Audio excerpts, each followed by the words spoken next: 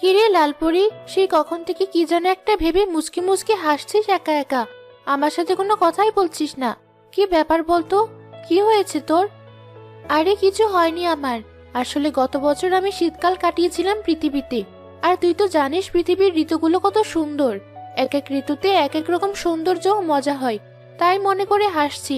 পৃথিবীতে শীতকালটা আমার খুব সুন্দর কেটেছিল। খুব ভালো লেগেছিল আমার। তাই নাকি? আসলে অন্য সব ঋতুতে পৃথিবীতে ঘুরে বেড়ানো হলেও এখনো শীতকাল পৃথিবীতে কাটানো হয়নি। তাই আমি এই বিষয়ে কিছুই জানি না। সত্যি কি পৃথিবীতে শীতকাল অনেক সুন্দর? হ্যাঁ, সত্যি অনেক বেশি সুন্দর। তুই চাইলে ঘুরে আসতে পারিস। প্রকৃতি যেমন সুন্দর লাগবে, তেমনি মানুষও খুব সুন্দর আনন্দ করে। তোর কথা শুনে আমার আর এক মুহূর্ত এখানে দেরি করতে ইচ্ছে করছে না। পৃথিবী আমার এমনিতেই ভালো লাগে। তোর কথা শুনে পৃথিবীর শীতকাল দেখার ইচ্ছে আমার আরো বেড়ে গেল। আমি এখনই পৃথিবীতে যাব। তুই কি যাবি আমার সাথে? আমি এখন যেতে পারবো না। আমি চাঁদের বুড়ির কাছে ঘুরে আসব। অনেকদিন হলো চাঁদের বুড়ির সাথে দেখা হয় না। তুই যা, পরে এক সময় দুজন একসাথে গিয়ে পৃথিবীতে ঘুরে আসব। ঠিক আছে, তাহলে তাই হবে। আমি এবার আসি।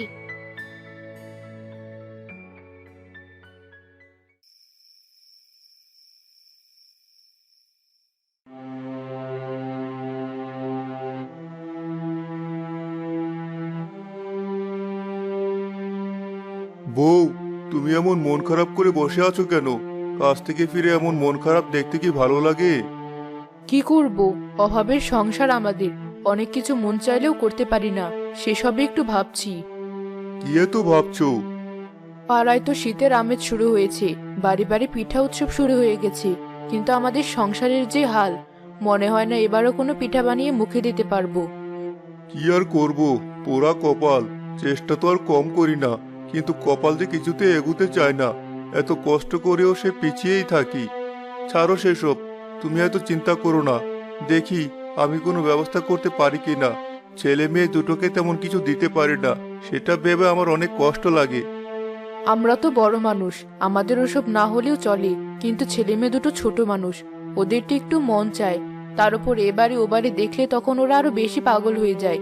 এটা সেটা বলে আর কত বুঝ দেওয়া যায়। গত শীতেও বলেছিলাম এবার ঠিক পিঠা বানিয়ে দেব, কিন্তু সে আর হবে না হয়তো। তুমি এত ভেবো না বউ, আমি আছি তো। কিছু একটা ব্যবস্থা ঠিক করব। ওদের আর কত কষ্ট দেব। এখন চলো রাতের খাবার খেয়ে ঘুমিয়ে পড়ি।